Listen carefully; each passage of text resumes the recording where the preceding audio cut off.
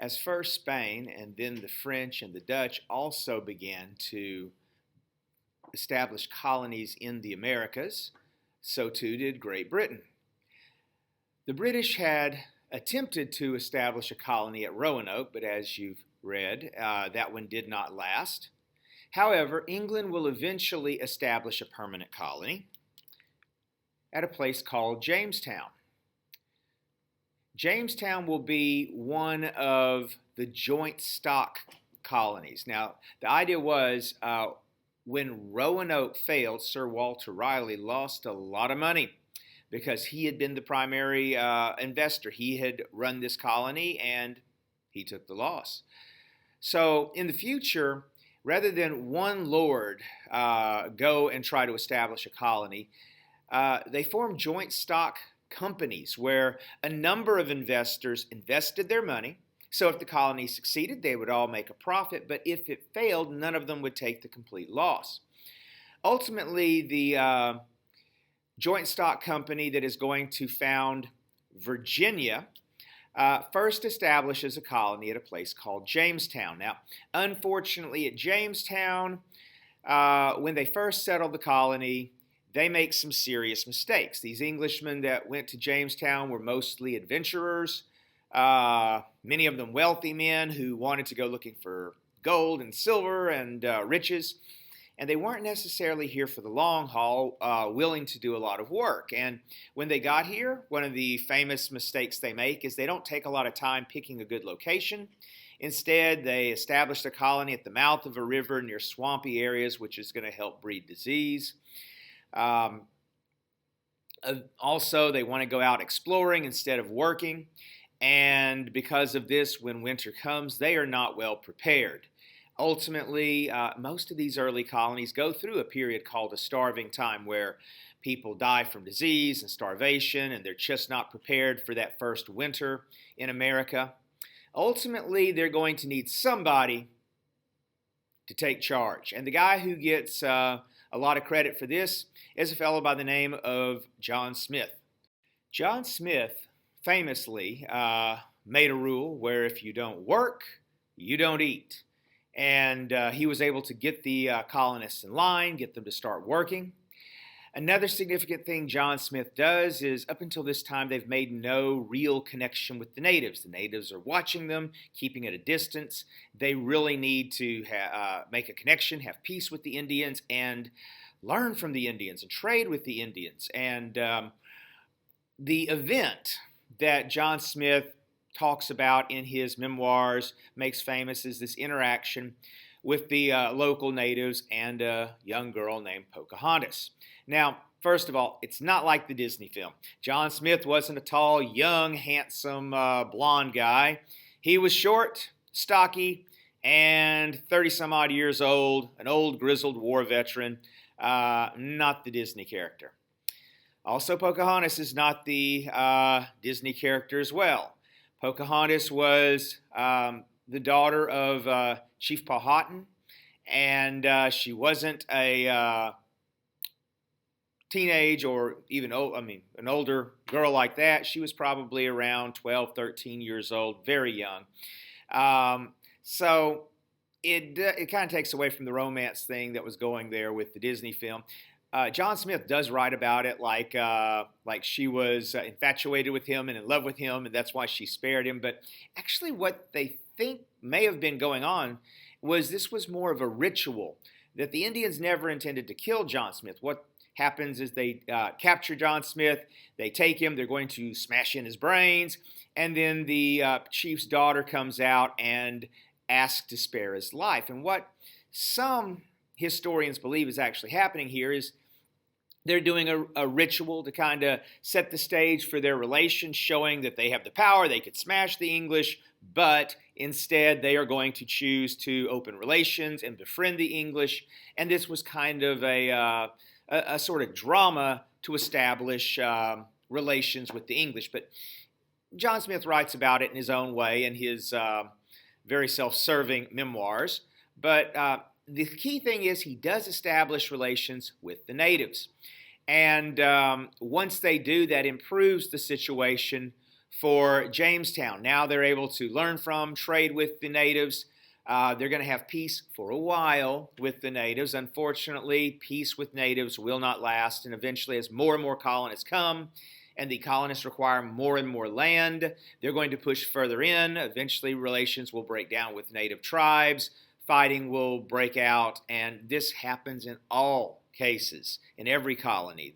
At first, they're able to have some kind of decent relations, but the more Englishmen come, the more they need land, the more they push the natives out of the way. Eventually, relations become violent.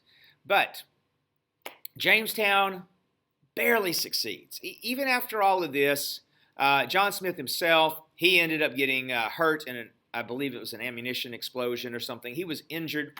He was shipped back to England, but Jamestown kind of limps along for a while. And they actually at one point kind of loaded up their ships, and they were getting ready to go home. And at that moment, as they were getting ready to just give up and leave, more ships arrived with more supplies, and they just barely decide to stay. But there's two things that really make Jamestown last. One, they finally brought over something that would make the men want to stay. Women. When women started coming over, it changed the whole game.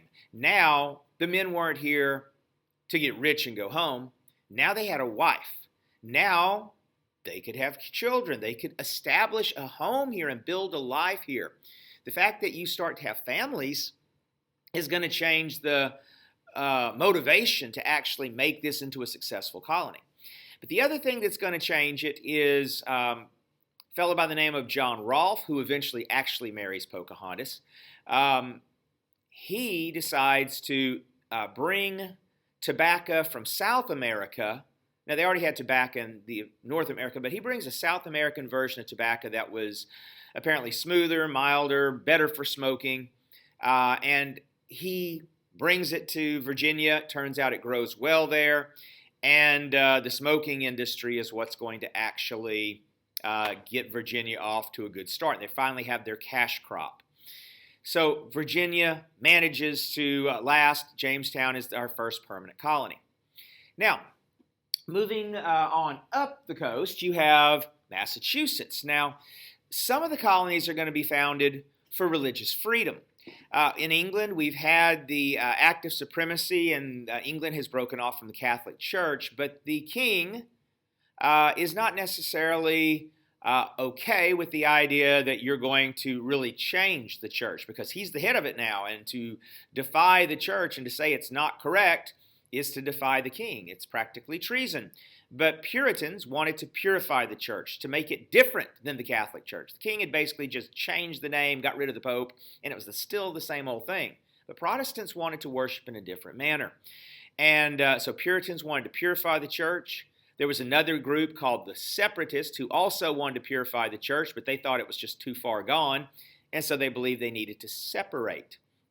Well, the Puritans had come to the king, and they said, look, we know you don't like us, but we're loyal Englishmen. We want to worship the way we want to worship and still be Englishmen. Why don't you let us go on the other side of the world to the Americas, start a colony there, and we can worship the way we please, but we'll still be loyal to you? And the king said, good idea. Get out of my hair and go build our empire over there.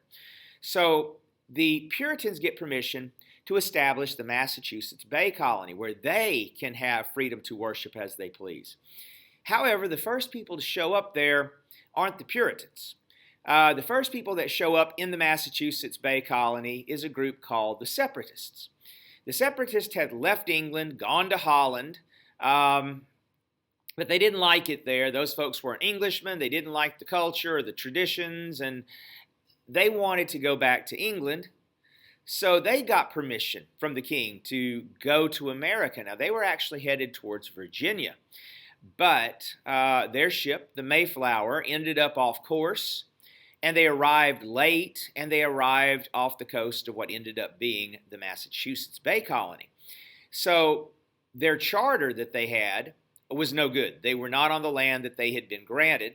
But before they got off the boat, they realized that constitutions, Englishmen are starting to get this idea about law and about government, and they felt like they need to have some type of a written agreement to unify them and to govern them on this new land since they were outside the jurisdiction of the agreement they had. So they write the Mayflower Compact, which is really, it doesn't exactly outline what government they're going to have. It just says we're going to stick together, we're going to establish a colony here, and we're going to form a government, and we all agree to abide by its rules. So it's kind of the beginning of Americans forming government here in America, and it shows how highly Englishmen respected the rule of law.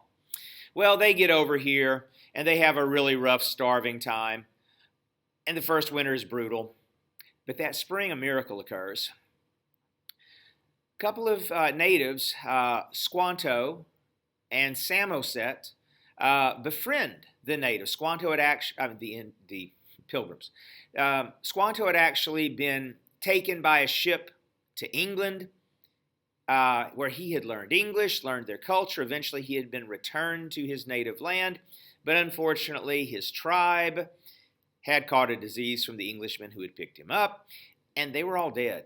So Squanto had moved in with the local Indians. And so he is living with the Wampanoag Indians here in Massachusetts, and he hears about these Englishmen. So he goes to see them, and he walks into their camp, and he speaks English.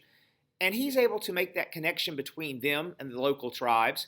And Samoset and Squanto, they start coming and visiting the Pilgrims, teaching them what crops work, farming techniques. They make a connection with the Pilgrims, and by the end of the year, the Pilgrims have a successful harvest. And of course, we remember this as Thanksgiving.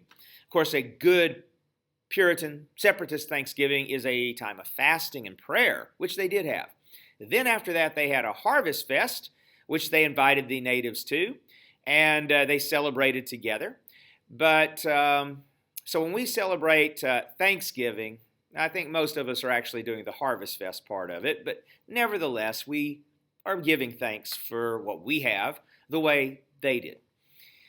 Now, eventually, the Puritans themselves show up, but fortunately, Puritans and Separatists basically have the same ideas about how to worship. So the Puritans show up, and they start establishing their colony, which was meant to be a city on a hill. From a verse in the Bible, the idea is that they're going to be a shining example of the perfect Christian society. So the thing to remember about these colonies establishing religious freedom, they're coming for their religious freedom. They're not establishing colonies where you can worship and act the way you please. Because in the Puritan colony, you must conform to their version of Christianity. And if not, like this fella, you might end up in the stocks. So you're expected to go to church. In fact, you can't be a citizen and you can't vote to help choose their colonial assembly unless you go to church. Church membership is required. Attending services is required. The laws are based on biblical morality laws. And if you violate those, even petty ones, you end up in, with something like being in the stocks for public humiliation. So they sometimes get this reputation of being very prudish, very strict, very intolerant, but they were very serious about trying to establish in their mind what the perfect Christian community would be. Now, unfortunately, because they're very strict about things and they're very set in their ways, there's going to be several colonies that are going to break off from Massachusetts. One of them is Rhode Island. Rhode Island is started by Roger Williams.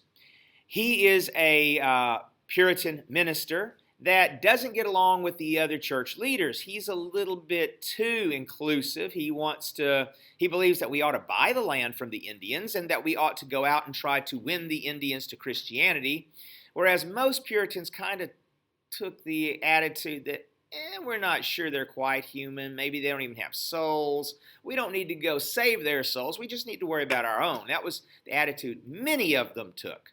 Not all of them, but many of them. But Roger Williams, with his attitudes towards the native tribes and some of the other things he was teaching, he ran afoul of the church hierarchy there in Massachusetts, and they told him, you can either conform or you can get out.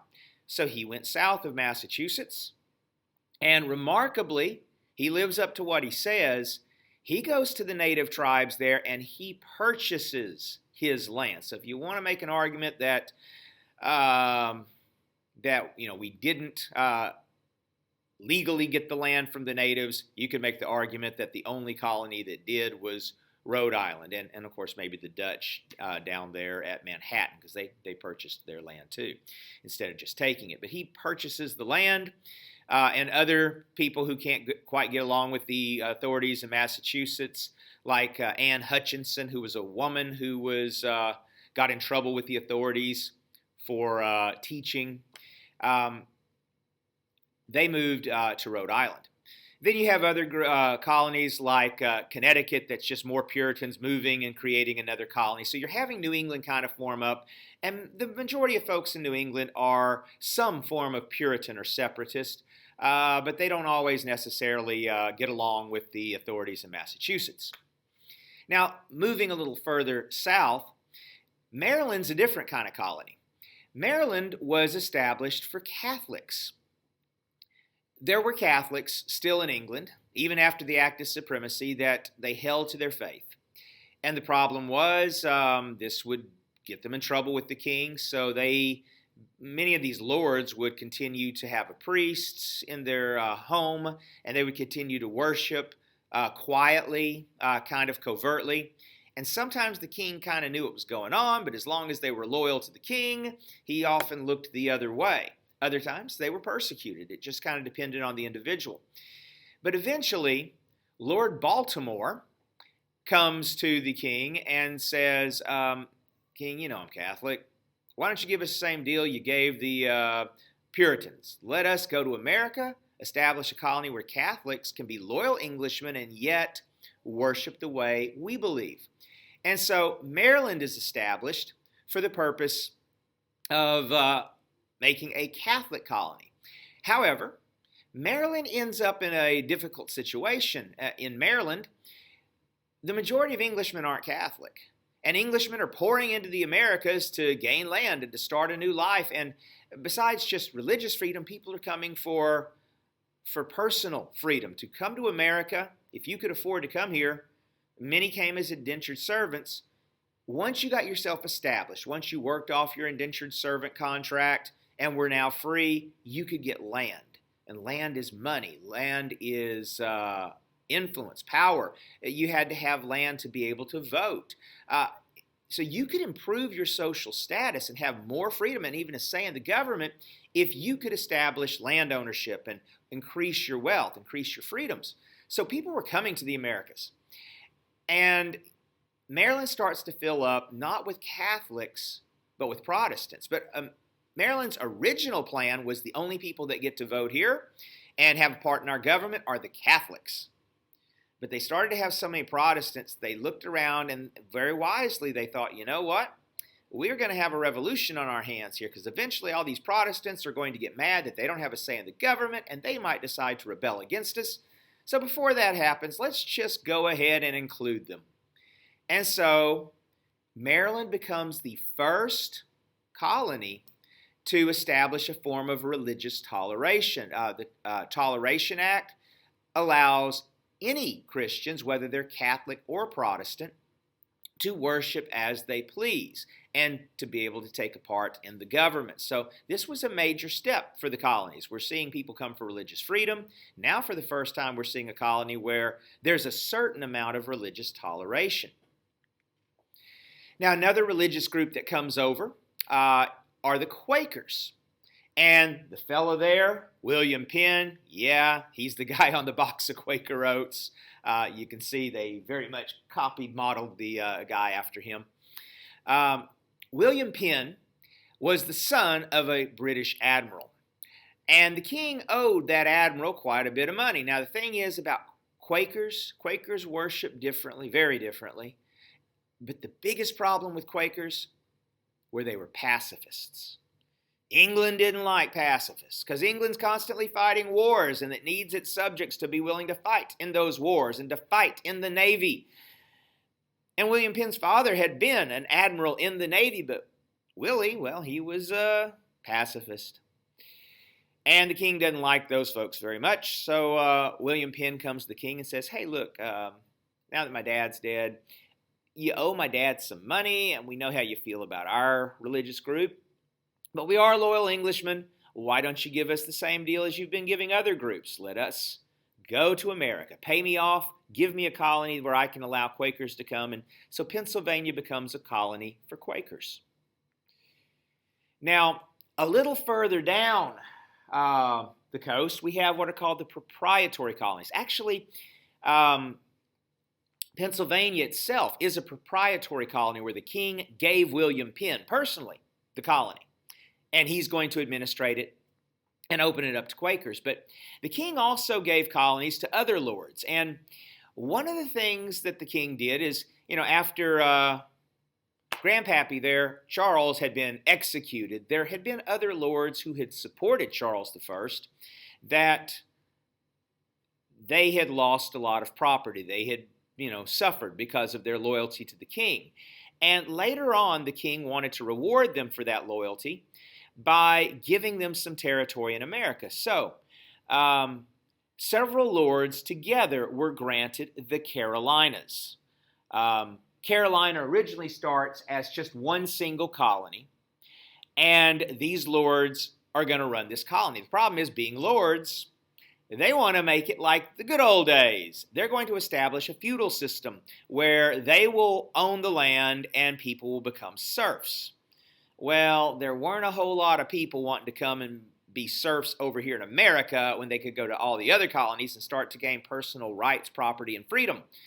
So the colony wasn't doing too well, and eventually it was doing so poorly that the king took it back away from these guys, made it a royal colony, and eventually split it into North and South Carolina.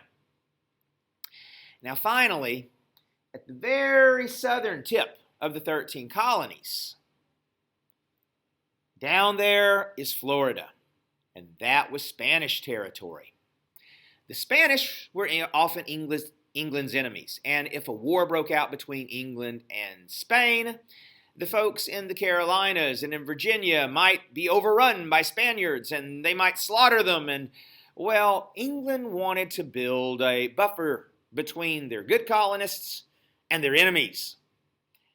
And so this is why Georgia is going to be established, to become a buffer. Now, the problem is, not a lot of people want to sign up to be the first to get slaughtered if a war breaks out with Spain. But George Oglethorpe, who's going to run Georgia, he comes up with a remarkably good idea. He decides that, there's a lot of people in England who are desperate, who would be willing to sign up to live in Georgia. And those people are debtors. See, they're not necessarily extremely dangerous criminals. They're like one of my ancestors. Some of them are petty thieves that are just robbing food to survive, or they couldn't pay their bills. And the rule in England was, you get thrown in jail until you pay off your debt. But you can't pay off your debt when you live in jail. And that created a stupid problem where the jails were so full that England was bringing in ships and lining up along the Thames in London and making the ships into more space to house debtors in prison because their jails were full of debtors. And Oglethorpe says, hey, here's an idea. These guys are going to die in jail. Why don't we let them come to America? We'll stick them down in Georgia, and the Spanish can slaughter them first if that becomes necessary. But in the meantime, they can work and pay off their debt. And then they get to have a life. And well, that was a good deal for everybody. Unfortunately, for the folks that moved to Georgia, there was never some big war where the Spanish came in and slaughtered them all. So Georgia ends up working out as the 13th of our original colonies.